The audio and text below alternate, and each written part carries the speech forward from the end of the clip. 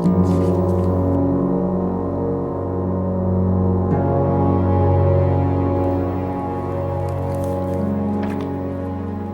मिश्रा जी, क्या हाल चाल?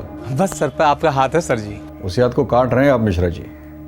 सीधे 1 लाख का बिल छाप दिया आपने। लेकिन सर जी आपने ही तो कहा था कि मैं बिल में बड़ी रकम लिखूं। और आपने लिख दिया। अरे मिश्रा जी, 1 लाख से क्या होगा? हाँ, उसमें से तो 60,000 आपके खर्चे हैं, बचे 40। अब उसमें से आप क्या लेंगे और मुझे क्या मिलेगा? जेब खर्च। लगता है आपको मुझसे कोई ऑर्डर्स लेने नहीं है फ्यूचर में। अरे ऑफिसर साहब ऐसा मत कहिए, मैं बिल की रकम बढ़ा देता हूँ। मैं 1 लाख से 1.5 लाख कर देता हूँ। नहीं नहीं मिश्रा जी, 2 लाख से कम नहीं चलेगा। एक तो ये महंगाई नोच खा रही है, ऊपर से चील की तरह लोकपाल बिल मंडरा रहा है। अब बाल बच्चों के लिए जो भी ऊपर की कमाई छापनी है अभी छाप लो। एक बार ये लोकपाल बिल पास हो गया ना, हम तो फेल हो जाएंगे। ठीक है सर जी, मैं 2 लाख का बिल भेज देता हूँ। हाँ तुरंत भेज दो, भरना तो सरकार नहीं है। हाँ? करप्शन, भ्रष्टाचार, ये शब्द आज आग की तरह से हर जबान से निकल रहा है। इस शब्द ने आम आदमी को सड़क पर उतारा है, पार्लियामेंट को झकझोड़ा है, पर समाज का एक छोटा सा किंतु शक्तिशाली तबका है जिसके लिए भ्रष्टाचार दिनचर्या है। करप्शन उनकी जीविका है और वो भ्रष्टाचार को बनाए रखने के लिए कमर कसे हुए हैं।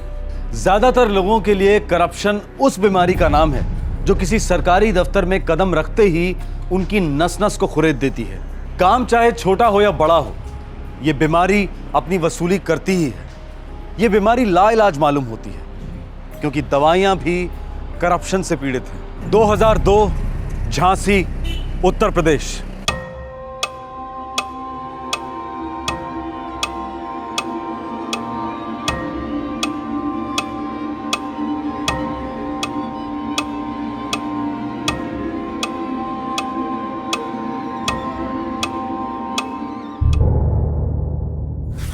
डॉक्टर साहब, मेरे पति कैसे है? देखिए, इन्फेक्शन काफ़ी फैल चुका है। आपके पति की हालत बहुत क्रिटिकल है। हमारी कोशिश जारी है, पर आप लोग ज़्यादा उम्मीद मत रखिए। डॉक्टर साहब क्या बोल गए? अरे बेटिया, कुछ तो बोल। हाँ, बाबा को क्या हो रहा है? माँ कुछ तो बोलो ना। माँ बोलो ना। माँ बोलो ना। माँ, बाबा कब ठीक होंगे? सॉरी सर, सेप्टाडिल आउट ऑफ स्टॉक है। ऐसा कैसे हो सकता है? पूरे महीने का स्टॉक होना चाहिए ना। पता नहीं सर, मैंने चेक किया स्टोर में, पर सेप्टाडिल आउट ऑफ स्टॉक दिखा रहा है। तुरंत झांसी स्टेट हॉस्पिटल कॉल करो और इमरजेंसी स्टॉक मंगवाओ। कम से कम 5 डोजेस हर दिन की लगेंगी इस पेशेंट के लिए, वरना जो 5% चांसेस हैं वो भी नहीं रहेंगे। Yes sir. फास्ट।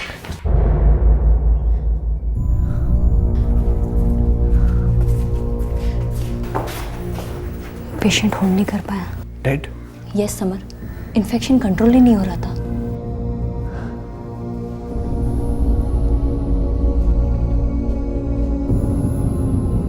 सॉरी, हम आपके पति वीर को नहीं बचा पाए।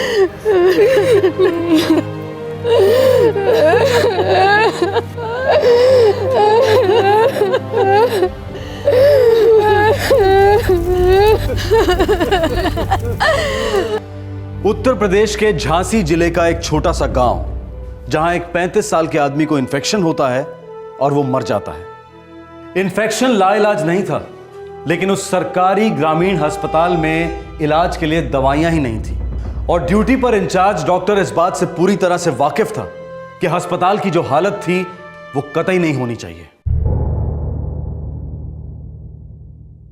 सिंह, सेंट्रल हेल्थ ऑफिस के कागजात साफ साफ दिखाते हैं कि हमारे हॉस्पिटल में जो स्टॉक है उससे कई ज्यादा दवाइयां भेजी जा रही हैं। सर, आपके हाथ में जो है वो कॉस्ट शीट है, सप्लाई शीट नहीं। सप्लाई शीट ये रही सर, ये रही।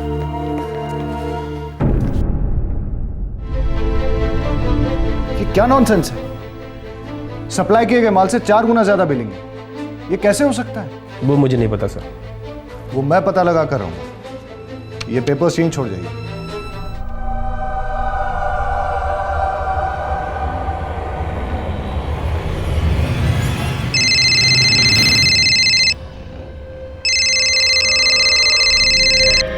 हाँ सिंह बोलो, सब खैरियत? कुमार साहब थोड़ी गड़बड़ हो गई यहाँ पर। कैसी गड़बड़ सिंह? सर वो एक नए सीनियर साहब आए हैं, डॉक्टर समर। उनको बिलिंग और सप्लाई के बीच की गड़बड़ नज़र आ गई है। कैसे नजर आ गई? बात उस साले तक पहुंची कैसे? अजय साहब वो एक पास के गांव का पेशेंट था, दवाइयाँ आउट ऑफ स्टॉक थी तो चल बसा। बस इसी बात को लेकर बखेड़ा खड़ा कर दिया इसने डॉक्टर ने। कितना लेगा?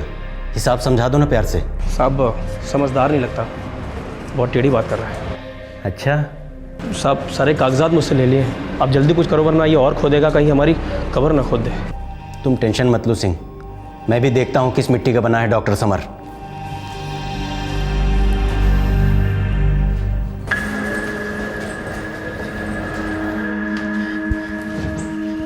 मैं अंदर आ जाऊं डॉक्टर साहब?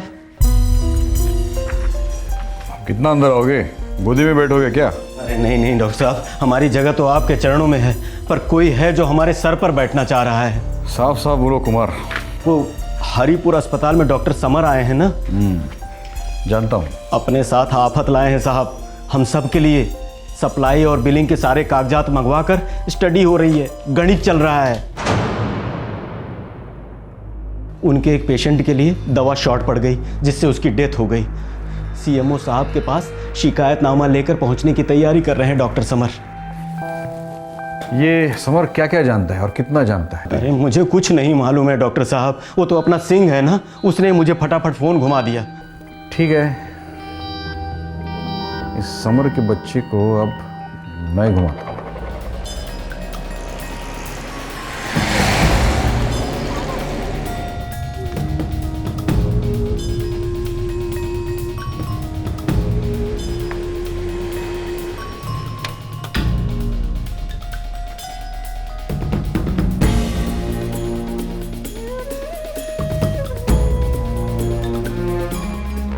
ये देखिए सर, जितने पैसे सरकार सप्लायर्स को दे रही है उतने पैसों की दवाई हॉस्पिटल तक पहुंच ही नहीं रही। और सर जो दवाइयों के एक्चुअल दाम है उससे 10 गुना ज्यादा दाम पे दवाइयां बेची जा रही हैं। ये तो सरासर लूट है। Yes sir. और ये सारी दवाइयां आपके डेप्यूटी डॉक्टर अवस्थी की देखरेख में डिस्पैच होती हैं। समर, ये मैं अच्छी तरह से जानता हूं। सर लेकिन आशा करता हूं कि डॉक्टर अवस्थी भी जानते होंगे कि ये जो सब हो रहा है वो गलत है सर। मैं इन्वेस्टिगेट करूंगा, लेकिन ऐसे ऊँगलियां उठाने की जरूरत नहीं। सर लोग दुनिया से उठ रहे हैं सर। यहां आने से पहले मैं 15 प्राइमरी हेल्थ सेंटर और 4 चीफ हेल्थ सेंटर्स जाके आया हूं। सब जगह वही हाल है सर, वही लूट, वही अंडर सप्लाई, वही ओवर बिलिंग। सर पिछले 8 महीने में 30 डेथ्स हुई हैं दवाइयों की शॉर्टेज की वजह से। सो 5 डेथ्स तो मेरे अपने हरिपुर हॉस्पिटल में। सर मेरी समझ में यह नहीं आता है कि कम दवाइयों के लिए हम इतने ज्यादा पैसे क्यों दे रहे हैं, जबकि उतने ही पैसों में हम भरपूर दवाइयां स्टॉक कर सकते हैं सर। ये पेपर्स मेरे पास छोड़ जाओ, मैं देखता हूँ। सीएमओ सर, आई होप आप जल्दी देखेंगे और तुरंत एक्शन लेंगे। Thank you sir.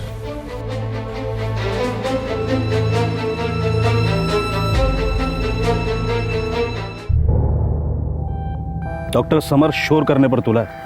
सिन्हा साहब, गरम खून में आदर्शवाद का इन्फेक्शन हो गया है और कुछ नहीं।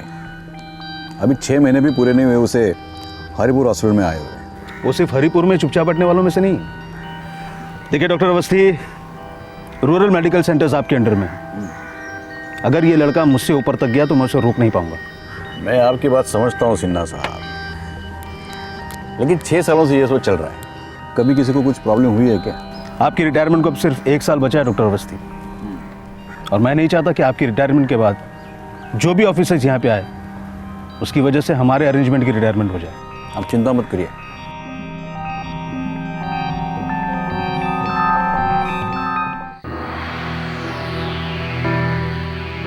बहुत बड़ा स्कैम है। इतने महीनों से बात पकड़ में ही नहीं आ रही थी। पता है वो पेशेंट जिसकी डेथ हुई ना, मैं उसे बचा सकता था। समर, मुझे ऐसा क्यों लगता है कि तुम अपने पेशेंट्स को लेकर हद से ज्यादा इमोशनल हो रहे हो? हर चीज दिल पर लेते हो तुम। बाकी लोग भी थोड़ा दिल से लेते ना तो इतनी बुरी हालत नहीं होती। क्या करप्शन है मालूम है तुम्हें? ये जो मैंने खोज निकाला है पिछले 8 महीने का स्कैम है, पूरे 3 करोड़ रुपए का।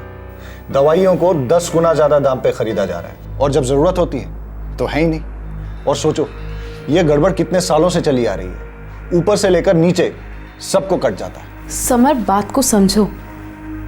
ये सीएमओ, डिप्टी सीएमओ बहुत बड़े लोग होते हैं, इनसे झगड़ा मोल लेना कहाँ तक ठीक है? नहीं प्रिया, वो लोग जो कर रहे हैं वो गलत है। सरासर लूट है यार, मर्डर है, मर्डर।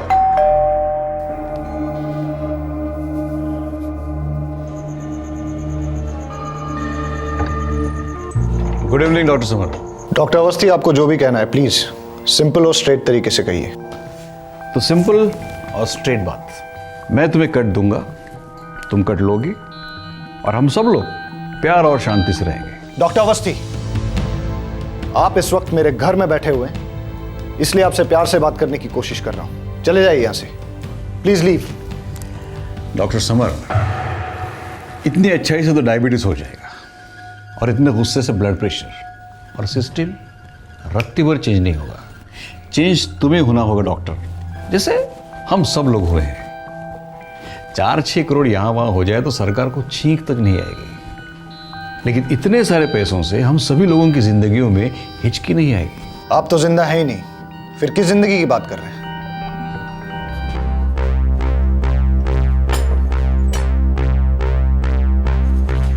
प्रिया, चाहे तो तुम्हारे हाथ के मैं पीकर ही रहूंगा, लेकिन आज नहीं। उस दिन जब तुम अपने गर्म दिमाग पति को एक कप दुनियादारी के पिलाकर उसे ठंडा कर दो। तो फिर आप हमारे घर में कभी चाय नहीं पी पाएंगे डॉक्टर अवस्थी, क्योंकि मुझे जहर पीना मंजूर है, लोगों का खून चूसना नहीं। प्रिया, समझाओ इसे। हम डॉक्टर्स तो मच्छर हैं, खून के बड़े बड़े घूंट पीने वाले तो दिल्ली और लखनऊ में रहते हैं। ये जिस रास्ते पर चल पड़ा है ना, ये रास्ता कहीं नहीं जाता। पता है क्यों? क्योंकि ऐसा कोई रास्ता है ही नहीं। डॉक्टर हूं, उम्मीद रखना आदत है। इसके बाद भी हो तो तुम हमारी बिरादरी के, तुम्हें साथ लेकर चलेंगे। फोन करो जल्दी।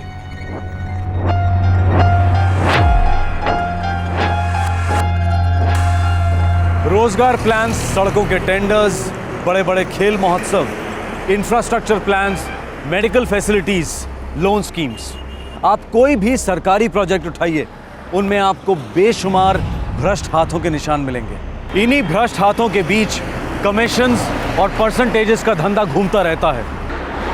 डॉक्टर समर इस करप्शन के भवंडर में, इस अनैतिकता के तूफान में ईमानदारी की जोत जलाने की फिराक में था।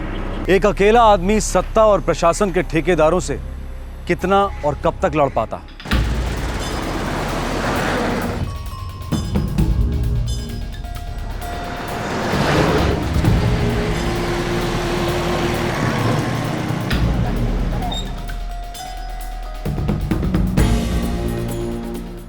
सर, अगर 1 महीने बाद भी एक भी गुनहगार पकड़ में नहीं आया तो इंक्वायरी चल ही नहीं रही है, रुक गई है, ठप पड़ गई है। देखो डॉक्टर समर, तुमने कंप्लेंट की, मैंने एक्शन लिया, सीनियर ऑफिसर्स लगे हुए हैं। बिल्कुल सर, सीनियर ऑफिसर्स ही लगे हुए हैं। सर, इंक्वायरी का तो पता नहीं है, लेकिन लूटपाट में जरूर लगे हुए हैं। तुम कहना क्या चाहते हो?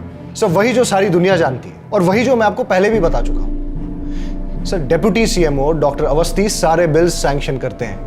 सर, वही इस करप्शन की जड़ है और उनका ऑफिस इसका गढ़ है। Sir, enough is enough Samar. Inquiry की रिपोर्ट टेबल पर आने तक इस विषय पर मैं एक भी शब्द नहीं सुनना चाहता। सर, मुझे तो इंक्वायरी रिपोर्ट पर ही डाउट है। मतलब तुम मुझ पर भी डाउट कर रहे हो? नहीं सर, लेकिन मैं आपको समझ नहीं पा रहा हूं। सर, इतना बड़ा स्कैम हो रहा है, चोरी अपनी जगह सर, लेकिन गरीब और लाचार पेशेंट्स को उनके हक की दवाइयां नहीं मिल रही हैं, वो मर रहे हैं। सर, कम ऑन, अपने ड्रामेबाजी वाला टोन जरा लो डाउन करो। हम सब यहां पर एक जिम्मेदार डॉक्टर हैं जो काफी कुछ सेक्रीफाइस करके इस गांव की सेवा कर रहे हैं। श्योर सर, डॉक्टर अवस्थी खुद मेरे घर आए थे और मुझे भी सेवा की पार्टनरशिप ऑफर कर रहे थे। देखो डॉक्टर समर, डॉक्टर अवस्थी एक सीनियर और जिम्मेदार ऑफिसर है, डिप्यूटी सीएमओ है, उनके खिलाफ एक्शन लेने के लिए ठोस सबूत की जरूरत है। मैं आखिरी बार कह रहा हूं, इंक्वायरी रिपोर्ट आने तक तुम चुप बैठोगे। सर, दोनों ही नहीं होंगे, ना तो रिपोर्ट आएगी और ना ही मैं चुप बैठूंगा।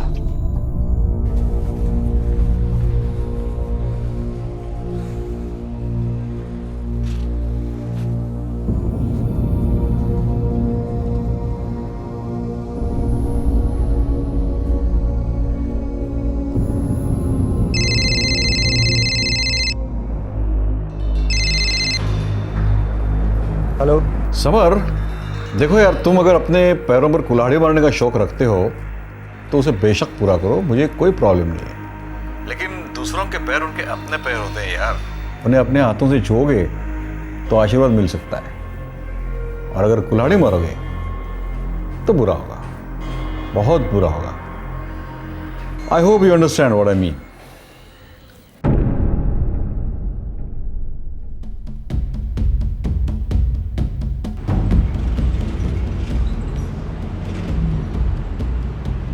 सिविल लाइंस ले चलो, विजिलेंस डिपार्टमेंट।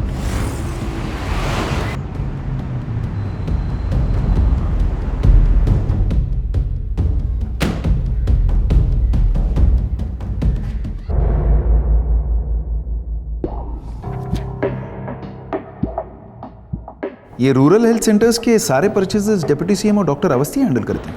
जी सर। डिप्टी सीएमओ बहुत बड़ी पोजीशन है डॉक्टर समर। सर इतनी बड़ी कि आप भी कोई एक्शन नहीं लेने की सोच रहे हैं?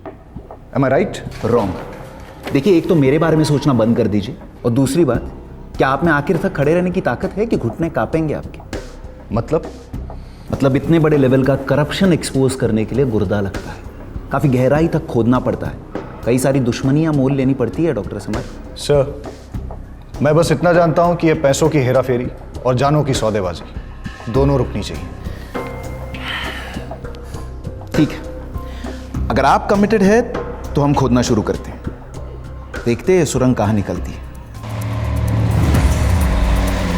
सारे हॉस्पिटल्स, प्राइमरी हेल्थ सेंटर्स और मेडिकल डिपार्टमेंट के सारे फाइल्स हमें खंगालने पड़ेंगे।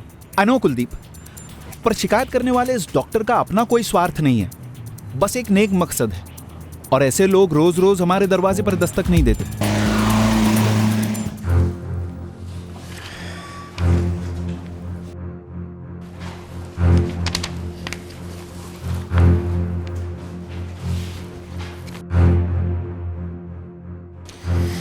वसीम, कुलदीप, सारे पेपर्स उठा लो, कुछ भी छूटना नहीं चाहिए। सर ये हमारे ज़रूरी रिकॉर्ड्स हैं सर। और आप सबके ट्रैक रिकॉर्ड को समझना हमारे लिए बेहद ज़रूरी है।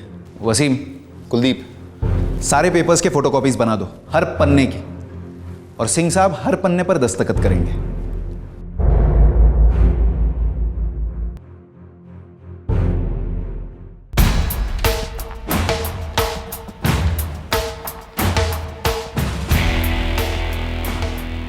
ये सारे आपके सिग्नेचर हैं यहाँ पर।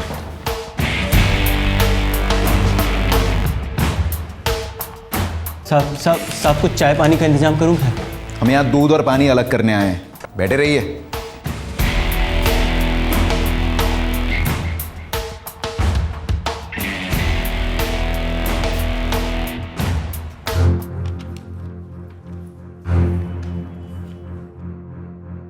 सर सालों से ओवर बिलिंग चल रही है। मतलब सालों से सरकार लुट रही है। ये जाली बिल्स भरने के लिए जनता के टैक्स का पैसा जा रहा है। सर सिर्फ पिछले एक साल में कम से कम 4 से 5 करोड़ की बोगस बिलिंग दिखाई दे रही है। और एक्चुअल दवाइयों की सप्लाई ज़्यादा से ज़्यादा 40 लाख रुपए की हुई होगी। सीधा गणित मालूम होता है, 1 का 10। 1 रुपए की दवाई सप्लाई करो और 10 रुपए ले जाओ। ये 10 रुपए किन किन हाथों में कैसे कैसे बढ़ रहे हैं ये देखना बाकी है। सर सारे सैंक्शंस और approval deputy CMO doctor Awasthi के ऑफिस से किए जाते हैं, और ये सारे सैंक्शंस और अप्रूवल्स हम कोर्ट में पेश करेंगे। फिर तो सर सारे बड़े बड़े नाम उछलेंगे। तो उछलने दो कुलदीप, एंड आई थिंक उछलने चाहिए, वरना कुछ ही समय में आम आदमी उछलेगा, वो भी अदालत के बाहर, फिर किसी की खैर नहीं।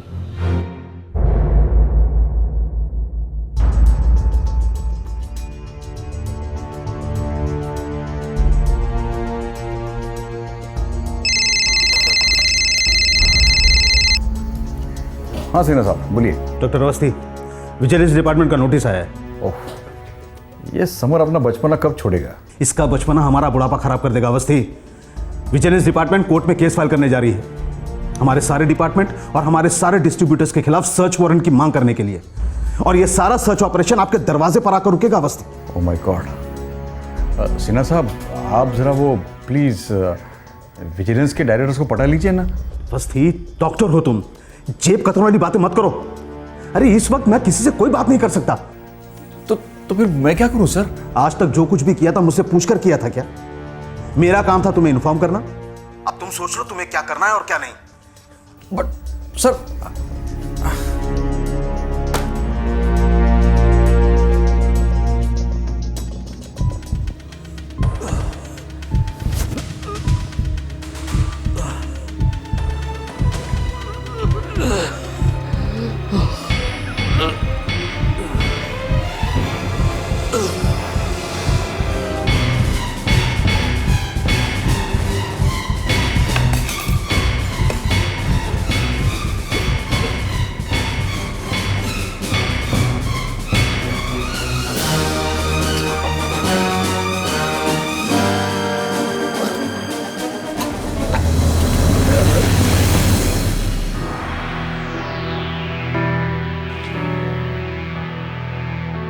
प्रिया, ये देखो प्रिया, अभी इस देश की सिचुएशन इतनी होपलेस नहीं हुई है।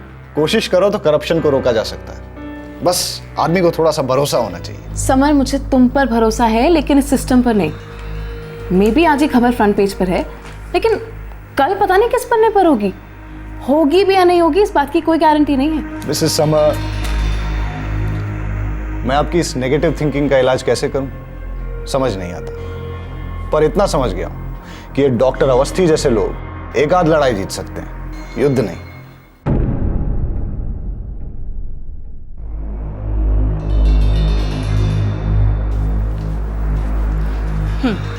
ये सारी बकवास लिखने के लिए तनख्वाह मिलती है क्या इन अखबार वालों को? हाँ, इनका तो काम ही है ये, हमारे बारे में उल्टा सीधा छाप देना। इसी बात की तो तनख्वाह मिलती है इन्हें सालों में। लीजिए, आप चाय लीजिए। अरे क्या हुआ? क्या हो रहा है आपको?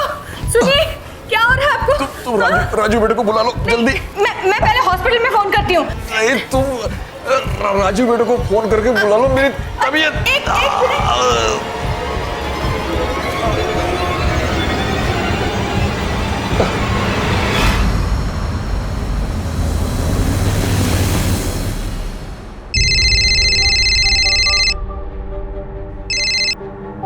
हेलो।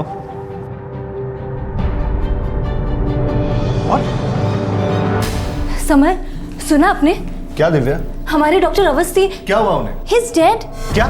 हाँ, अभी खबर मिली कि उन्हें स्ट्रोक हुआ और वो चल बसे।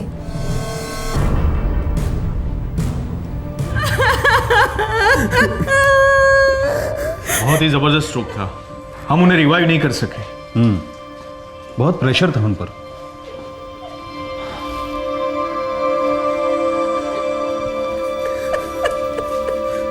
भाभी जी,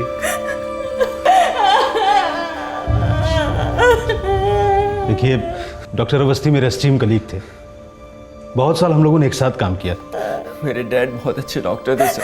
हाँ, ये हम सब जानते हैं। 6 महीने लगातार छानबीन करने के बाद विजिलेंस डिपार्टमेंट ने हेल्थ डिपार्टमेंट में हो रहे स्कैम के बारे में काफी सबूत इकट्ठे कर लिए थे। इस पूरे गफले का किंगपिन था डॉक्टर अवस्थी, जिसके गिरेबान से विजिलेंस डिपार्टमेंट सिर्फ एक कदम दूर था। लेकिन ऐन मौके पर यह डॉक्टर अवस्थी अचानक बहुत ज्यादा दूर चला गया। अब सवाल यह था कि इस विशाल करप्शन केस का क्या होने वाला था। जब डॉक्टर अवस्थी की अनफॉर्चुनेट डेथ हुई, तब वो अपने रिटायरमेंट से महज 2 महीने दूर थे। मैं ट्रिब्यूनल और हेल्थ मिनिस्ट्री दोनों से रिक्वेस्ट करता हूं कि डॉक्टर अवस्थी के बेदाग करियर और उनके एक्सीलेंट ट्रैक रिकॉर्ड को ध्यान में रखते हुए उनकी फैमिली को फुल बेनिफिट्स और पेंशन तुरंत रिलीज किया जाए।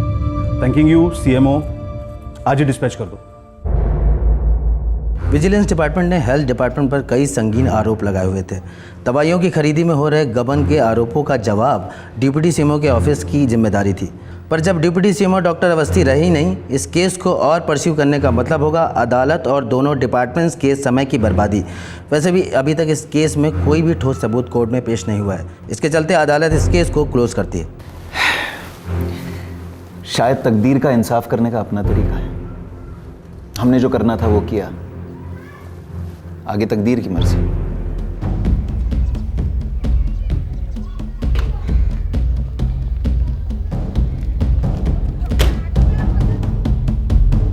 देव साहब, डॉक्टर अवस्थी की डेथ हुई है, करप्शन की नहीं। आप ये केस कैसे क्लोज कर सकते हैं? प्लीज डॉक्टर समर, ये केस हमने नहीं, निचली अदालत ने क्लोज किया है। तो आप ऊपरी अदालत में अपील कर सकते हैं, केस रीओपन हो सकता है। हाँ, जरूर ओपन हो सकता है, अगर हमारे पास ठोस सबूत हो तो। डॉक्टर अवस्थी से अगर पूछताछ होती तो फिर सबूतों का खजाना हमारे हाथ लगता, पर लेकिन आपके पास वो जाली बिल्स तो है ना? हाँ है, पर वो काफ़ी नहीं है। उन जाली बिल्स को असली साबित करने के लिए हमने कोर्ट से डॉक्टर अवस्थी से क्वेश्चनिंग की परमिशन मांगी थी, जो कोर्ट ने हमें दी भी थी, पर कुदरत ने नकार दी। तो अब हमारे आरोप सिर्फ आरोप बनकर किसी फाइल में पड़े रहेंगे, क्योंकि कोई आरोपी तो है नहीं। तो फिर केस किसके खिलाफ लड़ेंगे? चार्जेस किस पर फ्रेम होंगे? सजा किसको दी जाएगी? सॉरी डॉक्टर समर, आपने, मैंने, मेरी टीम ने पूरी कोशिश की है। हम हारे नहीं, पर हमारी जीत भी नहीं हुई।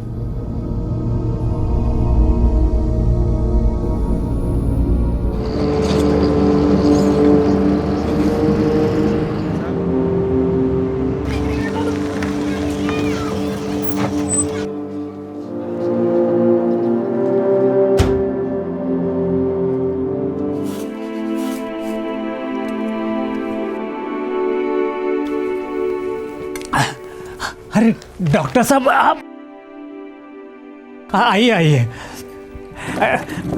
आइए बैठिए यहाँ पे। अरे बहू बहू। जी बाबूजी। अरे डॉक्टर साहब आए हुए हैं। अरे डॉक्टर साहब नमस्ते। नमस्ते आशा जी।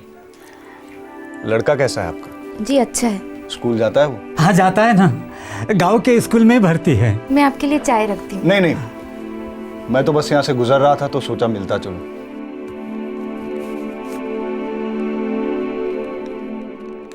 ये कुछ पैसे हैं, आपके लड़की की पढ़ाई में काम आ जाएंगे।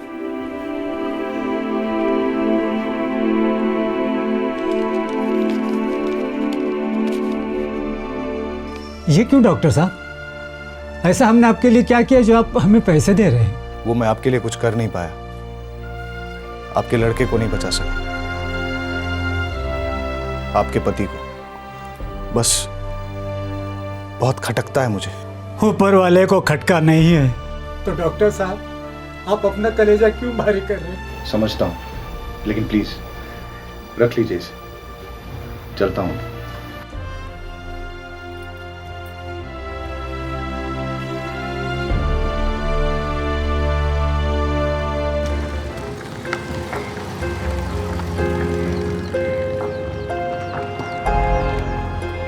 मैं कैसे इन्हें बताता कि उनके लड़के की मौत भगवान की मर्जी नहीं थी, बल्कि हमारा फेलियर था। कैसे इन्हें बताता कि कुछ डॉक्टर्स जिन्हें वो भगवान का दर्जा देते हैं, दरअसल सफ़ेद कोट पहने हुए हैवान हैं जो गरीबों की सांसें लूटकर बस पैसे बनाते हैं। मैं किस मुंह से इन्हें बताता कि हमारे लिए मौत सिर्फ एक रजिस्टर की एंट्री है और कुछ भी नहीं। अपने आप से कैसे कहता समर कि तू फेल हो गया, तू करप्शन का बाल भी बांका नहीं कर पाया। पता नहीं, शायद भगवान की यही मर्जी थी।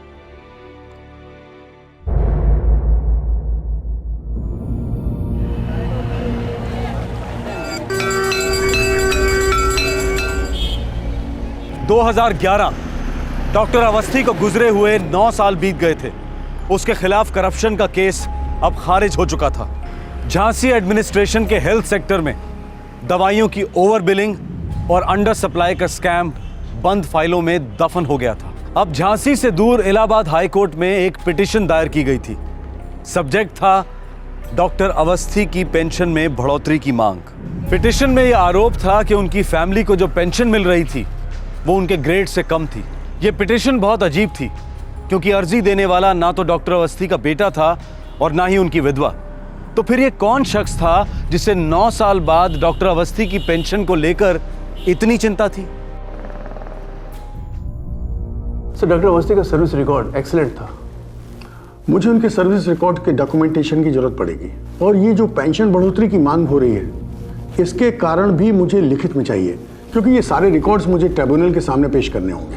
सर, डॉक्टर अवस्थी की लास्ट पोस्टिंग झांसी डिवीजन में थी, जहाँ पर वो डिप्टी सीएमओ की पोस्ट पर थे। ठीक है, आप उनके सारे रिकॉर्ड्स को फाइल करो, उसके बाद मैं केस की स्टडी करता हूँ। Right sir, thank you.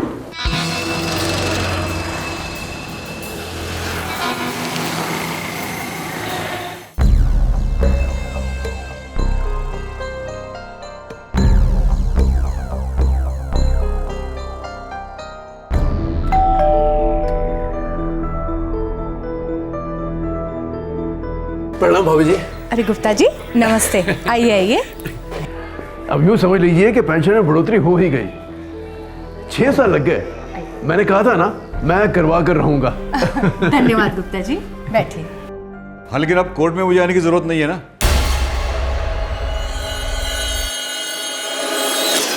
सवाल ही पैदा नहीं होता सर जी, केस पूरी तरह से साफ है। क्या है गुप्ता जी, अब मैं जिंदगी में कोई रिस्क नहीं लेना चाहता। बैठिए। डॉक्टर साहब बोलिए। कोर्ट को आपके सर्विस रिकॉर्ड्स चाहिए और जिन जिन ऑफिस में आपने काम किया था वहाँ के रिकमेंडेशन लेटर्स लगेंगे। हाँ, वो आराम से हो जाएगा, उसमें कोई दिक्कत नहीं आएगी। मेरे आज तक की सर्विस रिकॉर्ड एकदम परफेक्ट रही है, बिल्कुल मेरी मौत की तरह।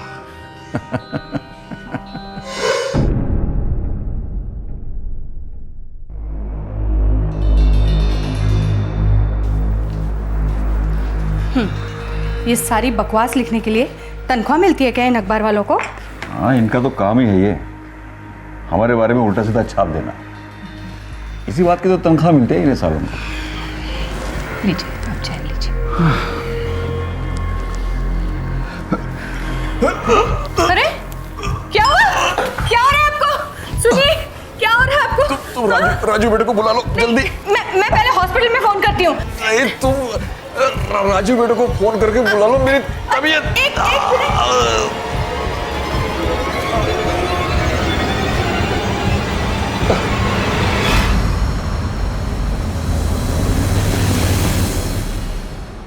अरे क्या हुआ? अरे क्या हुआ जी आपको? सुनिए, उठिए ना। क्या हुआ? हाँ, क्या हुआ? क्या हुआ? क्या हुआ? क्या हुआ? अरे मुझे कुछ भी तो नहीं हुआ है, मैं बिल्कुल फिट हूँ। मैं तो यूं ही मरने के एक्टिंग की प्रैक्टिस कर रहा था। आप भी ना, कितना डर गई थी मैं। अरे कुछ नहीं हुआ है मुझे, बस तुम जल्दी से राजू बेटे को फोन करके बुला लो। हाँ, लेकिन उसे अभी कुछ मत कहना, वो यहाँ आ जाए तो मैं उसे सारी बातें समझाऊंगा। डॉक्टर चौहान, आपके स्टाफ के 2 लोगों को तो आप हैंडल कर ही सकते हैं। एक तो हो जाएगा और दूसरे के लिए कोशिश करनी होगी। हाँ, लेकिन कामयाब कोशिश होनी चाहिए, हम फेल हो ही नहीं सकते। वो सीना को मैं संभाल लूंगा। बताइए फिर प्लान क्या है? आप सभी लोगों के फुल कोऑपरेशन से मैं मर जाऊंगा। उसके बाद मेरा ये बेटा मेरी डेथ सर्टिफिकेट मेरे सारे ऑफिस में पहुंच जाएगा। लेकिन डैड, अंतिम संस्कार कैसे होगा? किसका होगा? तुम उसकी चिंता मत करो राजीव, मेरे मॉर्ग में लावारिस लाशों की कोई कमी नहीं है। स्मार्ट डॉक्टर जवान, वेरी स्मार्ट। 1 सेकंड के लिए भी किसी को शक नहीं होना चाहिए, कोई गड़बड़ नहीं, कोई शोषण नहीं, कोई विधियां नहीं, क्योंकि डॉक्टर मरहूम डॉक्टर अवस्थी को ये सब कुछ पसंद नहीं था। बेचारे सिंपल से आदमी थे, कर्मयोगी थे, जैसे जिंदगी जिए ऐसे ही चलती है। डॉक्टर जिंदगी को मौत के मुंह से वापस छीन कर लाते हैं, लेकिन यहां तो एक डॉक्टर मौत का मुखौटा पहनकर पूरे 9 साल तक जिंदगी के हर मजे लूटता रहा। एक ऐसी जिंदगी जो छल कपट और गरीबों की लाशों पर खड़ी थी। अपनी काली करतूतों से कमाई हुई ब्लैक मनी को डॉक्टर अवस्थी ने आगरा में इन्वेस्ट किया, जहां का वो रहने वाला था। एक तो चोरी, ऊपर से सीना जोरी।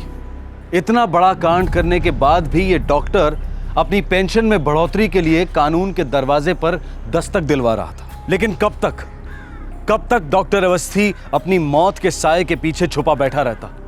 कभी ना कभी तो उसे कानून की रोशनी में आना ही था, बेनकाब होना ही था।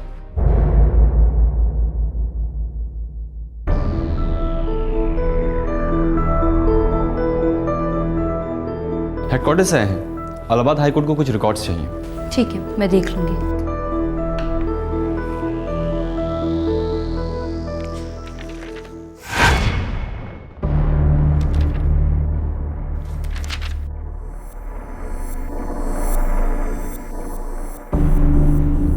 आप लोग निश्चिंत रहिए, कल डिस्चार्ज मिल जाएगा। Excuse me. बोलो दिव्या। समर, आपको डॉक्टर अवस्थी याद है? याद तो उन लोगों को किया जाता है जिन्हें आप भूलते हो। इलाहाबाद हाई कोर्ट से उनकी सर्विस रिकॉर्ड की इंक्वायरी आई हुई है, मेरे टेबल पर ही पड़ी है। किस चीज़ की इंक्वायरी है? उनके पेंशन में बढ़ोतरी की पिटीशन दाखिल हुई है इलाहाबाद हाई कोर्ट में। उनकी फैमिली ने फाइल की हुई शायद। नहीं समर, पिटीशन पर सिग्नेचर ना मिसेस अवस्थी के है और ना डॉक्टर अवस्थी के बेटे के है। तो फिर पिटीशन खुद डॉक्टर अवस्थी ने साइन किए हैं। नॉट पॉसिबल दिव्या, ऐसा कैसे हो सकता है? डॉक्टर अवस्थी को गुजरे हुए 9 साल हो गए। वही तो समर, इस पिटीशन पर सिर्फ उनकी सिग्नेचर्स ही नहीं बल्कि उनकी दी हुई एफिडेविट भी है जिसमें पिछले महीने की तारीख है।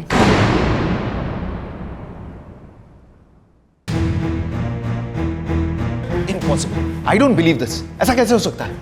मैं खुद हेल्थ डिपार्टमेंट के ऑफिस गया था और मैंने खुद वहां डॉक्टर अवस्थी के सिग्नेचर देखे। वो एफिडेविट भी इलाहाबाद हाई कोर्ट से फाइल हुआ है और वहां डॉक्टर अवस्थी का एड्रेस आगरा का है। Look doctor summer, I think ये एक बहुत बड़ी मिसअंडरस्टैंडिंग है। 9 साल पहले उस आदमी का क्रियाक्रम हो चुका था। हमारी पूरी मेहनत पर पानी फिर चुका था। हम बस इतनी दूर थे उससे।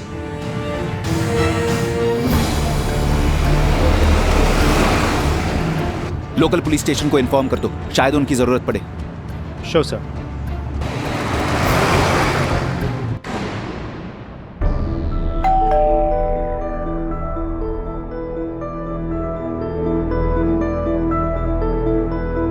नमस्ते, हम पेंशन डिपार्टमेंट से आए हैं। वो डॉक्टर अवस्थी के कुछ सिग्नेचर्स चाहिए थे। उन्होंने जो पेंशन में बढ़ोतरी की पिटीशन की थी वो अप्रूव हो चुकी है। अरे ये तो बहुत अच्छी बात है। आइए आइए, अंदर आइए। शुक्रिया।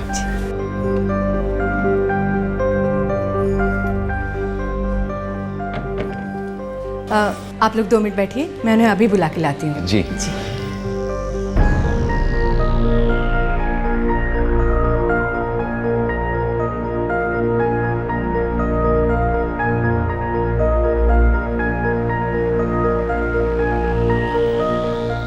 नमस्ते, मैं हूं डॉक्टर अवस्थी। नमस्ते डॉक्टर अवस्थी। आपने मुझे पहचाना नहीं सर? हम पहले भी मिल चुके हैं। Oh really? कब मिले हैं हम लोग? 9 साल पहले झांसी इलेक्ट्रिक क्रेमेटोरियम में आप ही का क्रियाक्रम था।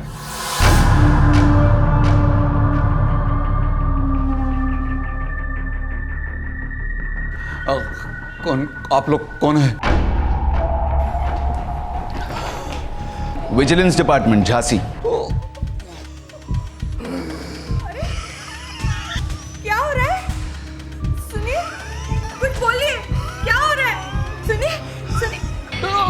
अरे अरे आप लोग देख क्या रहे? कुछ कीजिए ना प्लीज। अरे क्या कर रहे हैं? रहने दीजिए डॉक्टर अवस्थी, आप पहले भी एक बार मौत की तौहीन कर चुके हैं। अब मांगोगे तो भी मौत आपके दिल को नहीं छुएगी। पर हाँ, उम्र कैद बाहें खोलकर आपका इंतजार कर रही है। ले चलिए इन्हें। क्या कर रहे हैं? सुनिए, अरे कहाँ ले जा रहे हैं इन्हें? कुछ नहीं किया इन्होंने, कुछ नहीं किया इन्होंने।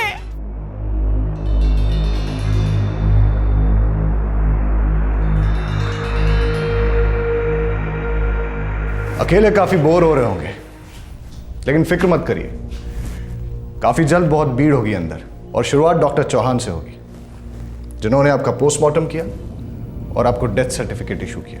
बेवकूफ़ी का अगर कोई सर्टिफिकेट जारी होता तो उसके सबसे पहले हकदार तुम होते डॉक्टर समर।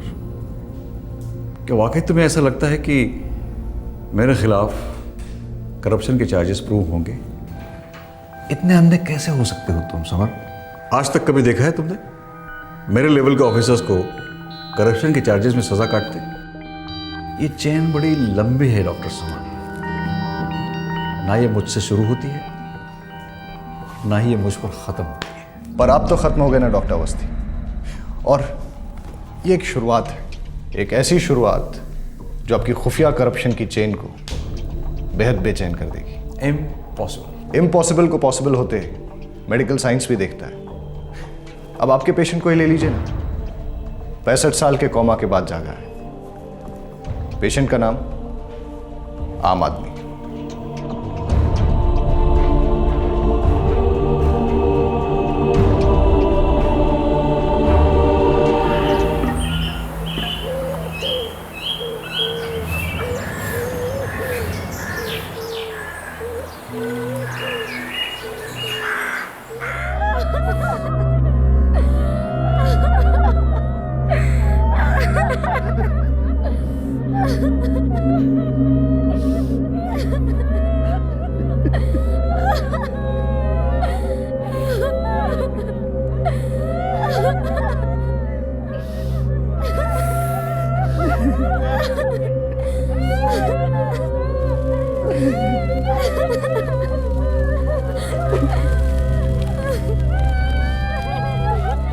इस गांव में सबका खून एक है और वो है राजपूतों का खून।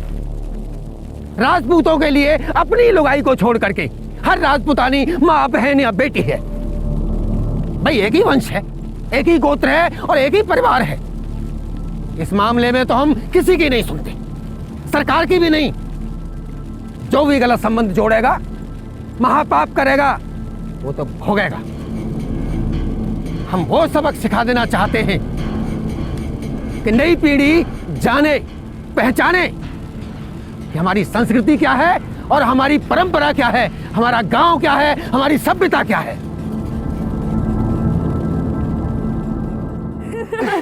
अब बोल तो। अच्छा अच्छा, तेरे से अब छोड़ तो सही हाथ। पूछ, बोल ना तू। अच्छा, बोल। हाथ तो छोड़, तोड़ेगी क्या? चल वीर, लेकिन कुछ भी हो जाए हाथ छोड़ने नहीं दूंगी। राजपूतानी हूँ, समझे?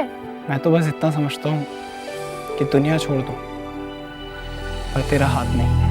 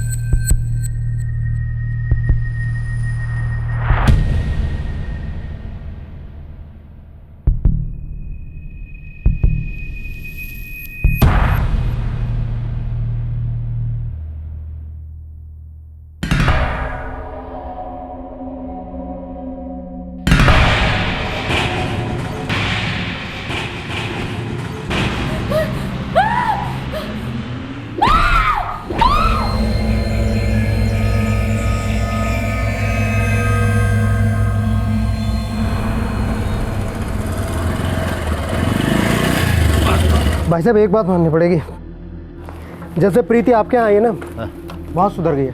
भुला दिया उसने सुवीर के बच्चे को। अरे इस बात का तो तू जिक्र मत कर। प्रीति अब मेरी बेटी है, हाथ भी मैं ही पीले करूंगा उसके। बड़प्पन है भाई साहब आपका। मुझे प्रीति पे पूरा भरोसा है, ना तो कभी वो नाक कटने देगी और ना कभी गर्दन झुकने। आओ बैठो जी, मैं भी आया। गायत्री, ओ गायत्री जरा पानी वानी लाना। गायत्री, प्रीति, गायत्री, प्रीति। अरे क्या हुआ भाई साहब? प्रीति भी नहीं दिख रही है। ऊपर तो नहीं है? हाँ? गायत्री, ओ गायत्री, प्रीति, अरे प्रीति, गायत्री कहाँ चले गए? ऊपर ही गायत्री, गायत्री, भाभी, गायत्री, ए गायत्री, उठ गायत्री, उठ। भैया ये क्या लिखा है?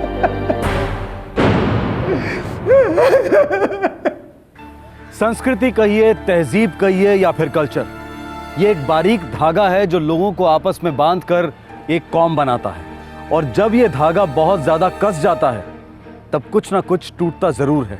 कभी इंसानी रिश्ते टूटते हैं तो कभी इंसान का जिस्म, और निकल उठते हैं खून के फव्वारे।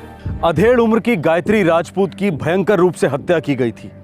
उसी के खून को स्याही बनाकर हत्यारे ने गायत्री के पति भवन को ललकारा था, हो सके तो अपने बेटे जीत को बचा लो।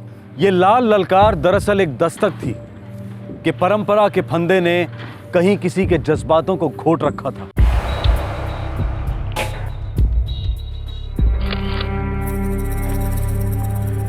सरजीत विक्टिम का बेटा है और वो भवन राजपूत विक्टिम का पति। काकोड़ मार्केट में इनकी सीमेंट और हार्डवेयर की दुकान है।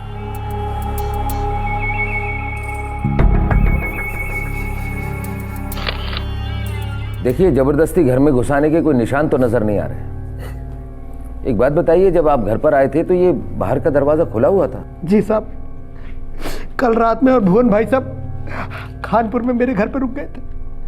आज सुबह आए तो दरवाजा खुला हुआ था और यहाँ भाभी, सर मेरी बेटी प्रीति। अभी अभी तो आपने कहा कि आप खानपुर में रहते हैं। हाँ साहब, लेकिन मेरी छोटी बेटी प्रीति भाई साहब के साथ यहीं पर रहती है। और जीत घर पर नहीं था? नहीं साहब, हमारी एक दुकान। मतलब ये कि आपकी बेटी प्रीति यहाँ से गायब है और जीत को खूनी ने अलीपुर से अगवा कर लिया। लगता तो ऐसा ही है।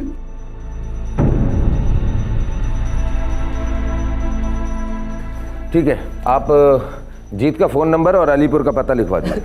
पर उसका नंबर सुबह से लग नहीं रहा है।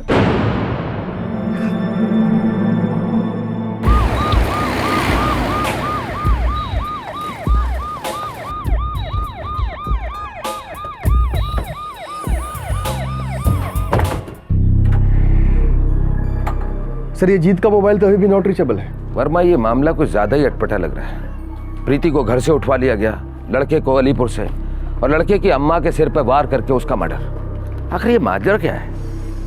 सर, आप जीत राजपूत को जानती हैं? ये रहा उसका घर। जीत को देखा आज? आज करीब सुबह 7 बजे वो काकुड़ के लिए निकले थे।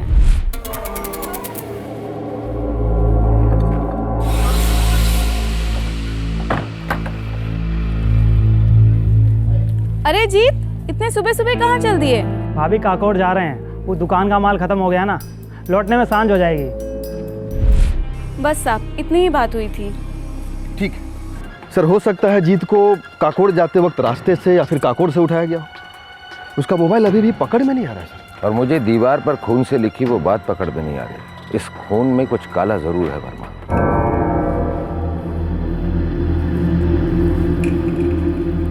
हेमरेज, सर पर एक नहीं कई सारे वार हुए हैं। आई थिंक डॉक्टर, लोहे के सरिये का इस्तेमाल किया गया होगा। एक वार सर के पीछे से हुआ, फिर सामने से कम 2 वार हुए हैं। पहला वार पीछे से किया गया होगा, उसके बाद वो मुड़ी होगी, और फिर कातिल ने सामने से अटैक किया होगा। गायत्री जी के अलावा घर पर सिर्फ इनकी भतीजी प्रीति थी। और कातिल कुछ तोड़ वोड़ कर नहीं, बल्कि सीधा दरवाजे से दाखिल हुए।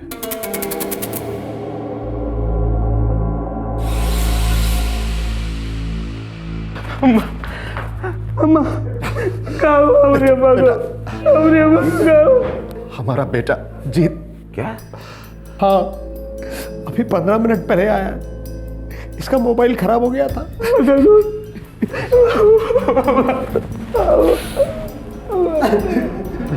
जीत सही सलामत था, उसका अपहरण नहीं हुआ था, तो फिर भवन सिंह के घर की दीवार पर उसकी पत्नी गायत्री के खून से लिखे संदेशे का क्या मतलब था?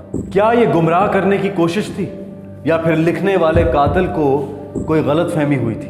कई कंफ्यूजिंग सवाल उठ रहे थे, लेकिन सबसे अहम सवाल था प्रीति। कहां थी प्रीति? जीत, तुम पर किसी ने कोई अटैक किया, तुम्हें उठवाने की कोशिश की? नहीं साहब, हम तो पूरा दिन काम पर ही थे। तो वो फिर घर की दीवार के ऊपर क्या लिखा हुआ था? क्या राज हो सकता है उसका? वो तो हम नहीं जानते साहब, लेकिन वो चाहे जो कोई भी था, हम उसे छोड़ेंगे नहीं। तो फिर हम क्या करेंगे भवन जी? आपकी खून की होली का तमाशा देखेंगे? पुलिस का काम है अपराधी को पकड़ना, अदालत का काम है उसे दंड देना। आप पीड़ित हैं, आपका काम है हमें सब कुछ सच सच बताना, और आप वो काम कर नहीं रहे, कुछ छुपा रहे हैं। जगन जी, आपका पूरा परिवार खानपुर में रहता है। आपका बड़ा लड़का, बड़ी लड़की, बीवी, सभी लोग। फिर ये आपकी छोटी बेटी प्रीति अपने ताऊ और ताई के साथ काकोड़ में कह रहती थी? जी, वो अब काहे नहीं रह सकती। वो जितनी जगन की बेटी है उतनी हमारी भी। एक ही परिवार के हैं हम सब लोग। भवन जी, दोबारा कोशिश कीजिए। देखिए, मुझे अभी भी सच की महक नहीं आ रही।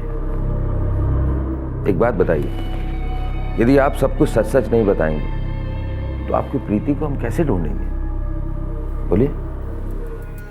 साहब, एक लड़का रहा खानपुर का, वीर नाम का नंबरी बदमाश, वही हमारी भोली भाली प्रीति को बहला फुसला रहा था।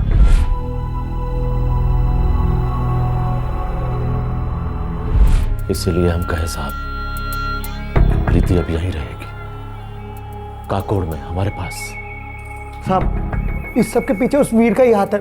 वही हमारी प्रीति को उठा के ले गया। मुझे तो सुबह से ही शक हो रहा था साहब। और आप हमें अब बता रहे हैं? खैर, अभी भी कोई देर नहीं हुई है। वर्मा, कानपुर के लिए टीम रेडी करो।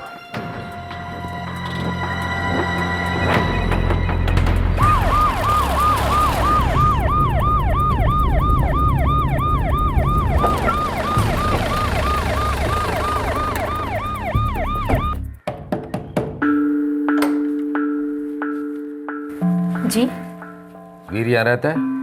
हमारा बेटा है। क्या बात है साहब? उससे कुछ बात करनी थी। हमारा बेटा काम पर गया है, पलवल में बंजारा ढाबा में कैशियर का काम करता है ना। उसका नंबर दीजिए। हमारे पास नंबर तो नहीं है। देखिए, एक औरत की हत्या हुई है काकोड़ में, और इस गांव की लड़की उस गांव में रहती थी, प्रीति, जिसका कि अपहरण हुआ है। और हमें पूरा शक है कि इस पूरे कांड के अंदर वीर शामिल है। साहब, आपको नहीं, पूरे गांव को वीर पे शक है।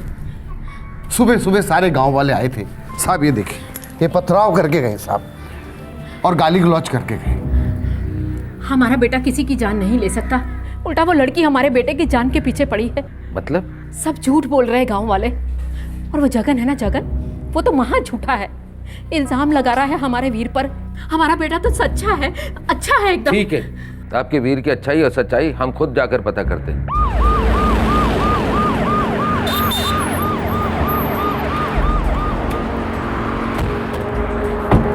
चलो।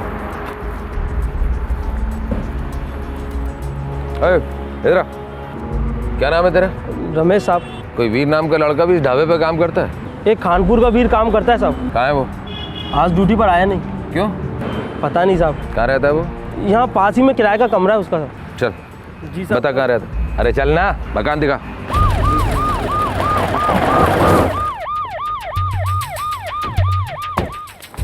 चल आगे। कौन सा? ये रहा वीर का कमरा साहब।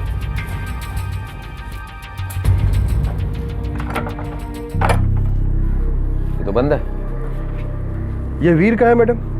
साहब काम पे गया होगा, ढाबे पे। वहाँ नहीं है वो। वहाँ नहीं है, फिर कहाँ गया होगा? वर्मा, वीर यहाँ से गायब है और प्रीति काकोड़ से। सर, दोनों रहने वाले खानपुर के, और खबर ये भी है कि दोनों का चक्कर था। तभी प्रीति के घर वालों ने इसे काकोड़ भेजा होगा अपने ताऊ के घर रहने के लिए, ताकि इस वीर का भूत छुड़ा सके। लेकिन वीर है कि इस प्रीति को ले भागा। लेकिन सर, ये प्रीति की ताई का इतनी बेरहमी से कत्ल करने का क्या मतलब हो सकता है? और ऊपर से वो खून से लिखी धमकी। वीर की उम्र अभी 19 साल की है, और एक अकेली औरत का बेरहमी से कत्ल करना और एक जवान लड़की को ले भागना, ये अकेले आदमी का काम नहीं है वर्मा। एक और बात खटक रही है सर, ये लड़की चिल्लाई क्यों नहीं? खामोश क्यों रही? खामोश तो सारा गांव है, और हमें जवाब चाहिए वर्मा। गांव वालों को बोलना तो पड़ेगा वर्मा।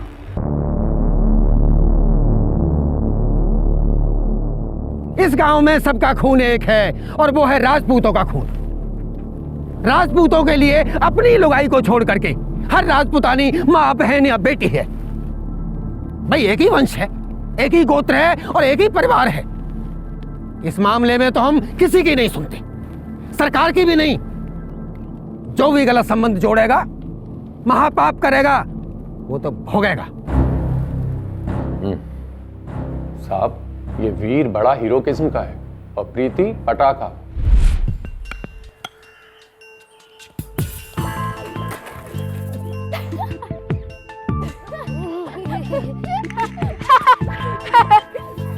चुड़ैल, आज तो तू गई। पहले पकड़ दे साले। आजा, पकड़। अभी पकड़। पहले पकड़ दे साले। आजा, पकड़ मुझे।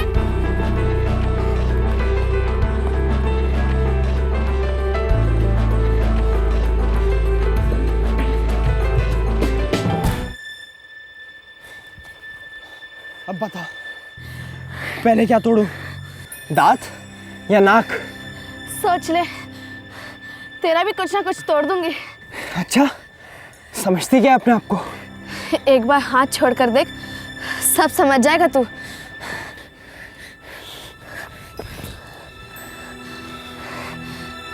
क्या हुआ, डर गया? देख प्रीति के बच्चे, लड़की है, लड़कियों की तरह रहा कर, समझी? ये ठीक थी? लड़कियों जैसी हरकत।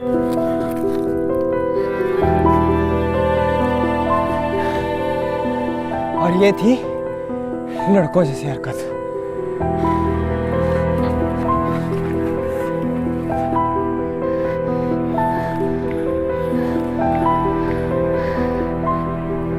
हिसाब बराबर।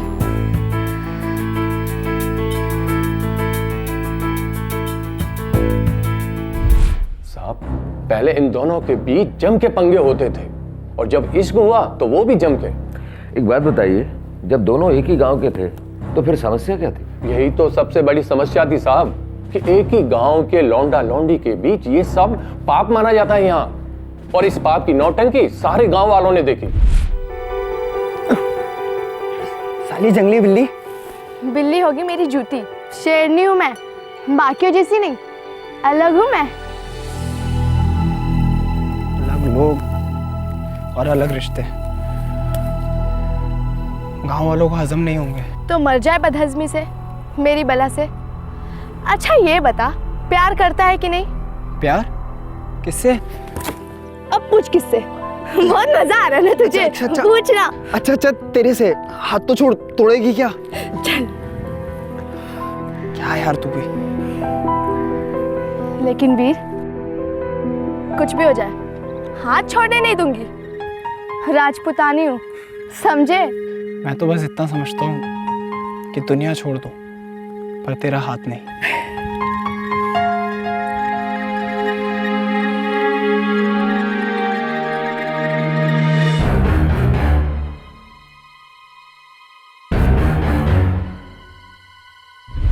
बस फिर ऐसा बवाल मच गया सारे गांव में। क्यों? कौन सी दुनिया में रहते हैं साहब। अब एक ही गांव का छोरा, एक ही गांव की छोरी आपस में क्या हुए? भाई और बहन। बहन है वो तेरी। दोस्त है दोस्त, हम लोग बचपन से साथ खेलकर बड़े हुए हैं। बेटा, तुम दोनों तालाब पर मिलते हो, कसम खा मेरी, तुम दोनों के बीच में कुछ गलत तो नहीं हुआ? माँ तेरी कसम, हमारे बीच कुछ गलत नहीं हुआ। तो फिर कसम खा, आज के बाद वो लड़की तेरी बहन है। माँ वो लड़की मेरी दोस्त है। मजा नहीं आया बापू, एक और चाहिए। रत्ती भर भी शर्म नहीं है तुझे? नहीं, बस बोरी भरकर प्यार है वीर के लिए। पागलपन है। अम्मा, सारा गांव भाई बहन कैसे हो सकता है? ठीक है, अगर मेरे खत्म हो जाने से ये सब ढकोसले खत्म हो जाते तो दबाइए मेरा गला, लेकिन बापू कस के, राजपुतानी हूँ, इतनी जल्दी दम नहीं तोड़ूंगी।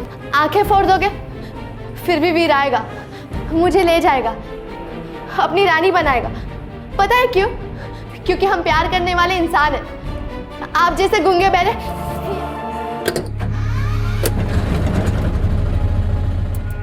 बाबू, मैंने सोचा भी नहीं था कि आप लोग इतने बुद्धू होंगे। भाई, भाग तो मैं कहीं से भी सकती हूँ ना, समझे इस बात को? चल समझ लिया, अंदर बैठ, अंदर बैठ, अंदर बैठ। तू घर का ध्यान रखियो, मैं छोड़ के आता हूँ इसे।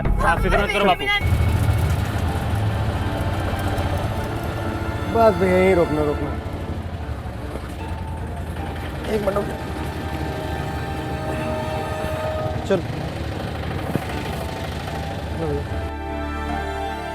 देख बेटा, सबसे पहले तुझे अपने बड़ों से ढंग से बात करनी चाहिए। जब बड़े ही छोटी बातें करते हैं तो मैं चुप नहीं बैठ सकती। देख रहे हो भाई साहब कैसे जबान चल रही इसकी गज भर की। एक मिनट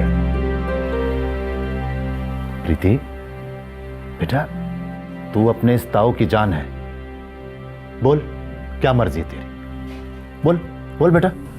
वीर, वीर और वीर। भाई साहब ये लड़की एक दिन नाक कटवाएगी, इसके तो अभी। तो शांत हो जा, बैठ जा, बैठ। प्रीति बेटा, तू अब इधर आ गई है ना हमारे घर में, अब तो हमारी जिम्मेदारी है। ना तो कोई तुझे यहां मारेगा और ना ही कोई डांटेगा। अरे खूब मजा करेंगे हम, लेकिन सबसे पहले अपनी हाई स्कूल की पढ़ाई पूरी करेगी, तो उसके बाद हम तेरी शादी करवा देंगे, तेरी मर्जी से, ठीक है ना?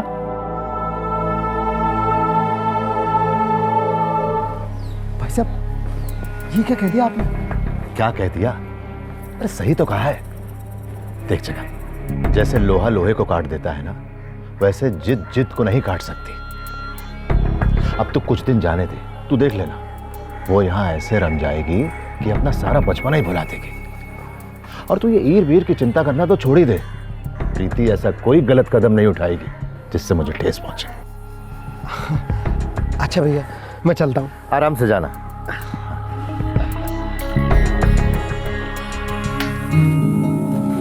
बेटी अब तुम आ गई हो तो ये घर घर सा लगता है।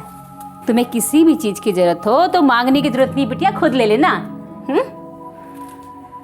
ताई जी, मुझे यहाँ रहना बहुत पसंद है। वहाँ खानपुर में तो घर घर नहीं, कैद खाना लगता है। जब देखो बापू के ताने, गाली गलौज, मारपीट। अरे बिटिया, वो तुमको प्यार भी तो करते हैं और दिन रात तुम्हारी भलाई के बारे में सोचते हैं। सारे गांव को भाई बहन बनाने पे तुले, मेरी भलाई तो होने से रही।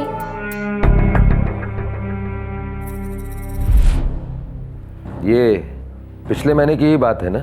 जी साहब, हम सबको लगा कि प्रीति की अकल ठिकाने आ गई है, उसे समझ में आ गई है अपनी गलती, लेकिन अचानक ये कांड हो गया साहब। सीधी सी बात है सरकार कि उस वीर के बच्चे ने उस प्रीति का दिमाग दोबारा घुमा दिया और भगा ले गया उसे। भवन सिंह के घर से एक भी पैसा चोरी नहीं हुआ और वीर ने ढाबे के मालिक से कुछ भी एडवांस नहीं लिया। फरार होना एक अलग बात है, लेकिन फरार रहने के लिए पैसों की जरूरत पड़ती है। सुनिए साहब, कोई भी गांव वाला, कोई भी बिरादरी वाला उन दोनों की कभी मदद नहीं करेगा। पाप कर रहे हैं, पाप, महापाप।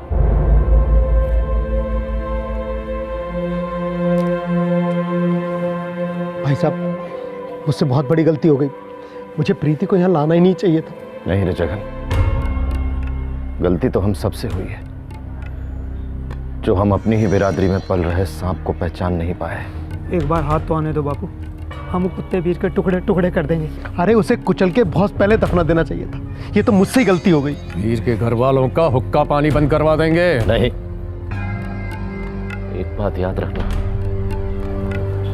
जो कुछ भी करना है प्रीति बिटिया के घर वापस आने के बाद उसे कोई नुकसान नहीं पहुंचना चाहिए। वीर और प्रीति एक ऐसा जोड़ा था जिसे सारा गांव और सदियों की चली आ रही धारणा एक नहीं होने दे रही थी। पुलिस का मानना था कि अपने मिलन को अंजाम देने के लिए शायद इस जोड़े ने जुर्म का सहारा लिया हो, लेकिन इतने भयंकर हत्याकांड के बाद ये युवा जोड़ा भाग भाग कर आखिर कहां तक भाग पाता और कब तक?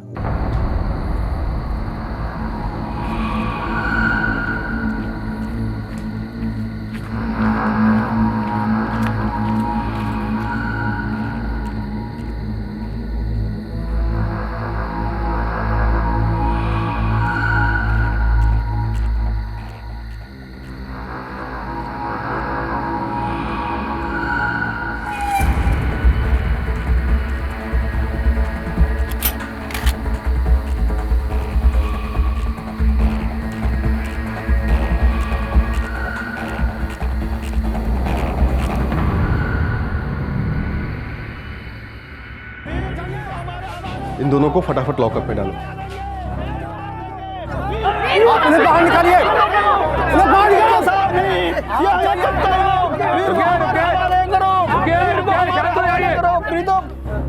इंस्पेक्टर साहब, ये मामला हमारे गांव का है।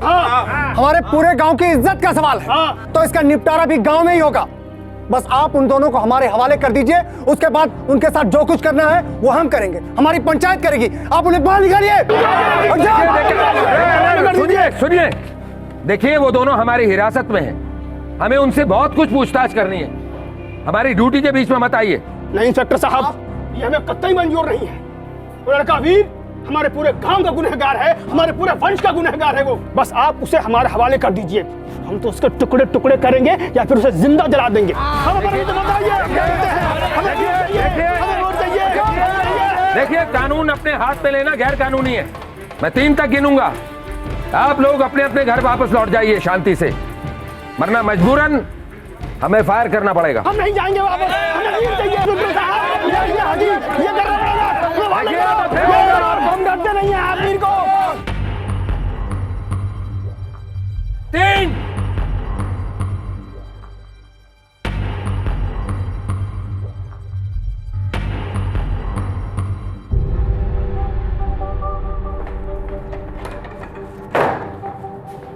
चलो चलो। मुझे भी साथ ले चलो। चुपचाप बैठी रहो। नहीं, वो लोग वीर को मारना चाहते, पहले मुझे मारना होगा। मैंने कहा ना चुपचाप बैठ जाओ। वीर छोड़ो, बैठो यहाँ पे। वो लोग दोबारा भी आ सकते हैं, समझ गए? देख वीर, हमारे पास टाइम कम ही नहीं है। दरअसल हमारे पास टाइम है ही नहीं।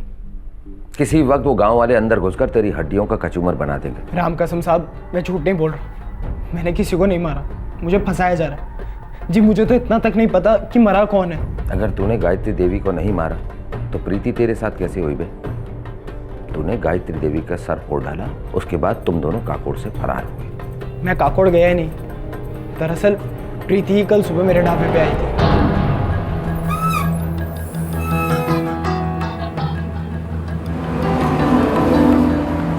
ठीक है।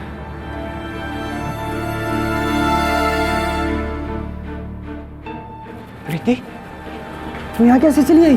तू तो आया नहीं अपनी शेरनी को लेने, सो मैं खुद चली आई।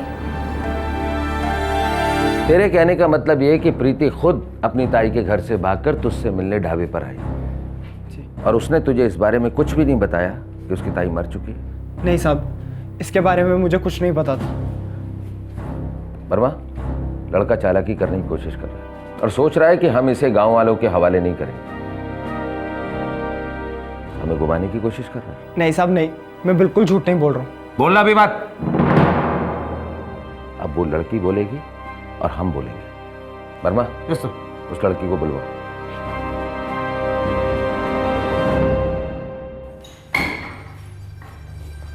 चलो। एक मौका और है तेरे पास, बता दे सब कुछ सच सच। साहब मैं सच बोल रहा हूँ। प्रीति, ये तुम्हारा हीरो कह रहा है कि तुम खुद इससे मिलने ढाबे पर गई थी। ये तुम्हारी ताई के घर तो गए ही नहीं। जिस दिन से गांव वालों ने हमें एक साथ देख लिया था, मैंने अपनी माँ की कसम खाई थी कि प्रीति को भुला दूंगा। उस दिन के बाद मैं कभी नहीं मिला इससे। सच है? साहब मैं तो अपने काम में लगा हुआ था। ढाबे के पास एक किराए का मकान भी ले लिया था ताकि गांव से दूर रहूं, प्रीति से दूर रह सकूं। मैं कभी नहीं मिला इससे। बस एक बार फ़ोन पर बात हुई थी, वो भी इसी ने अपने ताई के फ़ोन से किया था। मैं सच कह रहा हूँ साहब। ये सच कह रहा है प्रीति? सर जी, वीर ने जो कुछ कहा सब सच कहा। मैं ही गई थी कल सुबह ढाबे पर अपनी मर्जी से। तो फिर तुम्हारी ताई को किसने मारा? मैंने मारा अपनी मर्जी से। प्रीति, प्रीति रुको, पागल मत बनो। हमने कहा ना कि जब तक तुम्हारे ताऊजी घर नहीं आ जाते तुम घर से बाहर कदम नहीं रखोगी, समझे? ताई, हवा खाने जा रही हूँ, मुंह काला करवाने नहीं। दम घुटता है मेरा दिन भर घर में रहने से।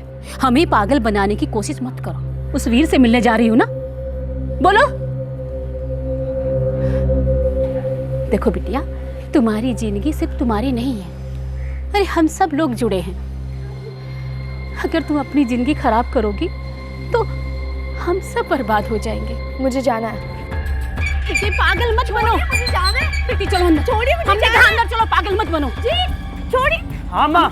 अंदर चलो जी, अपनी बहन को अंदर ले चलो। मुझे जाना है। चलो। और इसे बाहर मत निकलने देना। मेरे साथ धोखा किया ताई ताऊ ने। मुझे लगा मेरे प्यार को समझेंगे, एक ना एक दिन मेरी और वीर की शादी कराएंगे, लेकिन मेरा इसके बिना दिल नहीं लग रहा था।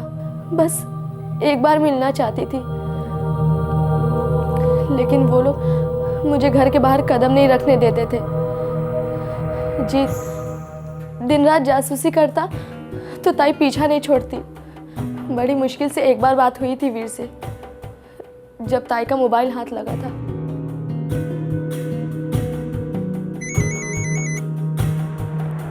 हेलो, तेरी शेरनी बोल रही साले। प्रीति, तू कहाँ से बोल रही है? जहाँ से भी बोल रही हूँ। तू खुश नहीं लग रहा है? पूछ तक नहीं रहा है कि कैसी हूँ मैं। नहीं नहीं, ऐसी बात नहीं है। तू ठीक तो है ना? बिल्कुल नहीं। तू यहाँ आ और मुझे उड़ा ले जा। प्रीति, गांव वाले जान से मार देंगे हमें। और मैं तुझे नहीं छोड़ूंगी। याद है ना मैंने क्या कहा था? एक बार हाथ पकड़ा सो पकड़ा। देख प्रीति, तेरी भलाई के लिए बोल रहा हूँ, भूल जा मुझे, वरना गांव वाले हमें मार डालेंगे। तू तो अभी मुझे मरने के लिए कह रहा है, भुलाने के लिए कह रहा है। तूने भुला दिया मुझे? नहीं प्रीति, कभी नहीं भुला सकता तुझे। सीधे काकोड़ आजा, मैं यहाँ मेरे ताऊ के पिंजरे में कह दूँ। खोल पिंजरा, ले चल मुझे, कहीं दूर भाग चलेंगे। नहीं प्रीति, ऐसा नहीं हो सकता। अगर प्यार हो तो सब कुछ हो सकता है वीर। 2 मिनट हमारी आंख क्या लग गई, तुमने अपनी जात दिखा दी। चलो अंदर। मेरी जात एक ही है ताई, आजादी लेकर रहूंगी मैं। हमने कहा अंदर चलो। चलो। ये लड़की मरवा के छोड़ेगी मुझे। अम्मा, हम अलीपुर जा रहे हैं, कल सुबह लौटेंगे। और बापूजी भी रात को चाचा जी के यहीं रुकेंगे कानपुर में। तो प्रीति को अकेली संभाल लोगी? बेटा, हम नहीं संभाल पाएंगे, इसे अपने कमरे में बंद कर दो। भैया दरवाजा खोल, भैया ताई, ताई दरवाजा खोलिए भैया।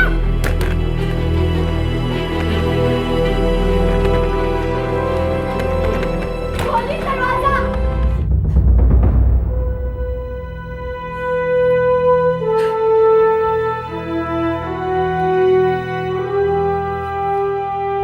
दरवाजा खोलिए, खोलिए दरवाजा।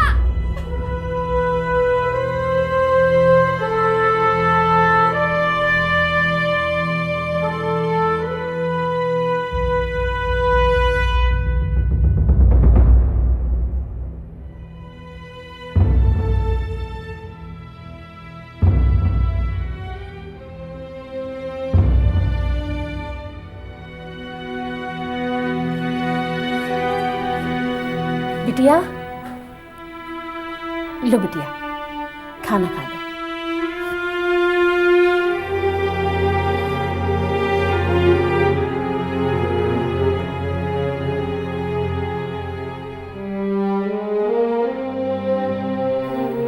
दुश्मन नहीं है तेरे, जो भी हो रहा है सब तेरी भलाई के लिए हो रहा है बिटिया। खा लो।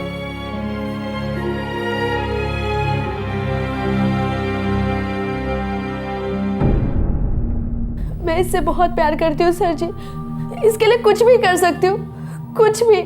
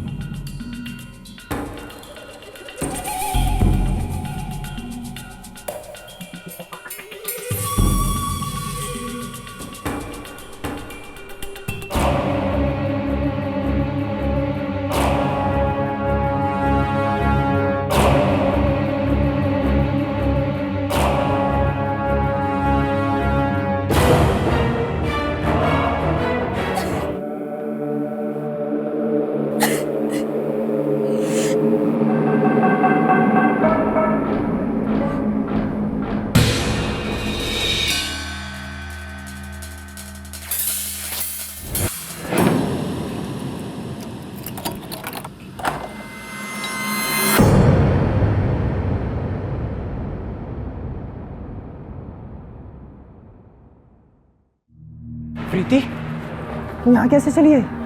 तू तो आया नहीं अपनी शेरनी को लेने, सो मैं खुद चली आई। कैसे? मतलब तेरे ताऊ ताई जीत, उन्होंने तुझे रोका नहीं? सबने रोकने की कोशिश की, पर फिर भी मैं भाग के चली आई। भाग आई? तू कुछ भी करती है प्रीति। अब बता, ऐसे कैसे भाग आई? हाँ, मैं भाग आई वीर, सिर्फ तुम्हारे लिए। हम कहीं भाग चलते हैं, यहाँ से बहुत दूर। मैं क्या करता साहब, मुझे नहीं पता था कि अपनी ताई को मार के आ गई, और मेरे पास कोई चारा भी नहीं था इसको छुपाने के अलावा। क्या तुम्हें सचमुच नहीं पता था कि इसने अपनी ताई को मार डाला? बिल्कुल नहीं साहब, मुझे इसके बारे में कुछ नहीं पता था। हाँ मानता हूँ मैं बहक गया था, मैंने इसका हाथ पकड़ा, थोड़ा वक्त साथ गुजारा, पर मैं इससे हमेशा कहता था हमारा कुछ नहीं हो सकता। जात एक, गांव एक, गोत्र भी एक, फिर भी इसने सपने देखे साहब, और अब देखिए ना कहाँ लाके खड़ा कर दिया। खुद भी लुट गई और मैं भी फंस गया साहब।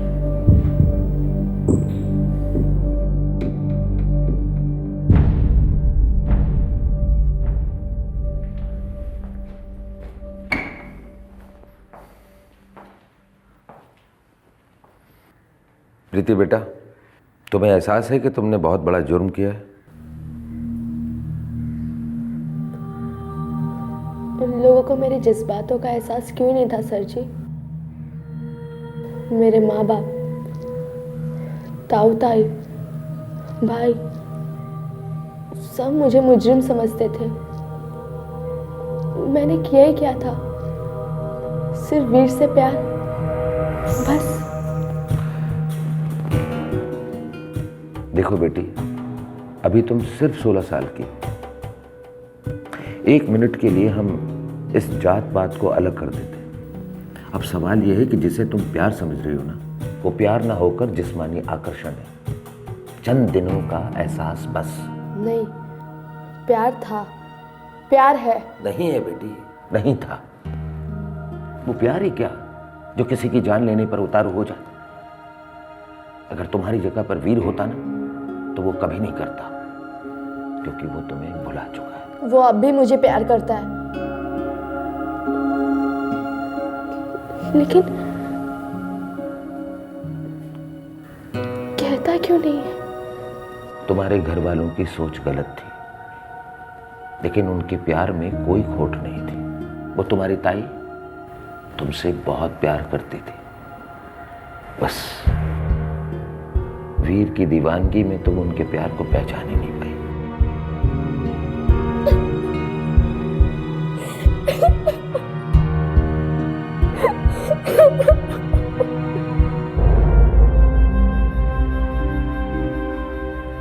हौसला रखिए भाई साहब, हौसला रखिए। हमारी प्रीति को कुछ खिला पिला दिया उस वीर ने, तभी तो वो झूठ पे झूठ बोले जा रही है। हमारी भाभी को भी इसी वीर ने मारा और सब कुछ डाल दिया इस पगली के सर पे। ये हमारी ही गलती है जगन, कि हम अपनी बिटिया को ठीक तरीके से समझ नहीं पाए। उसे थोड़ी सी और आजादी देते, थोड़ा वक्त देते, तो हमें आगे चलकर खुद मालूम पड़ जाता कि उस लड़के के साथ कुछ नहीं होने वाला। पर क्या करें, हमारी आंखों पर ये झूठी शान और बेमतलब के रिवाजों की पट्टी जो बंधी हुई थी, बड़ी महंगी पड़ गई है पट्टी। कानून ने लड़के को रिहा कर दिया है, लेकिन हमारी कैद से नहीं छूटेगा। अरे वो पापी है, लड़की ने भी पाप किया है। हम कहते हैं उसे भी रिहा करो और हमारे हवाले करो। तो उन्होंने भाई बहन के रिश्ते को गंदा किया है। हम उनको ऐसी सजा देंगे कि आइंदा गांव के बच्चे इस महापाप को दोहराएंगे नहीं। फिलहाल अदालत ने वीर को रिहा तो कर दिया है, लेकिन पुलिस ने उसे क्लीन चिट नहीं दी है। इन्वेस्टिगेशन जारी है, हो सकता है कि उसका इस हत्याकांड में हाथ हो, लेकिन प्रीति अपने इकबाले जुर्म का एक शब्द नहीं बदल रही है। उसे जुवेनाइल कोर्ट में पेश किया गया। फिलहाल वो नोएडा के महिला सुधार गृह में रिहेबिलिटेट हो रही है। 16 साल का दिल बड़े जोर से धड़कता है। शायद इसी शोर में प्रीति परंपरा की दस्तक को सुन नहीं पाई। शायद गांव वाले भी एक दकियानुसी रिवाज को तोड़ने से इतना कतरा रहे थे कि उन्होंने युवा पीढ़ी के जज्बातों की दस्तक अनसुनी कर दी। ये केस जितना जात पात का है, उतना ही बच्चों की परवरिश का भी है। संस्कृति कहिए, तहजीब कहिए या फिर कल्चर, दरअसल ये एक धागा है जो लोगों को आपस में बांधकर एक कौम बनाता है। और जब भी ये धागा जरूरत से ज्यादा कस जाता है, तब कुछ ना कुछ टूटता जरूर है, और हमें इसी बात का ध्यान रखना है। अगले एपिसोड में आपसे फिर मुलाकात होगी। तब तक अपना ख्याल रखें। जय हिंद। इस तरह के और भी एपिसोड देखने के लिए हमारे चैनल को सब्सक्राइब करें और बेल आइकन दबाना ना भूलें।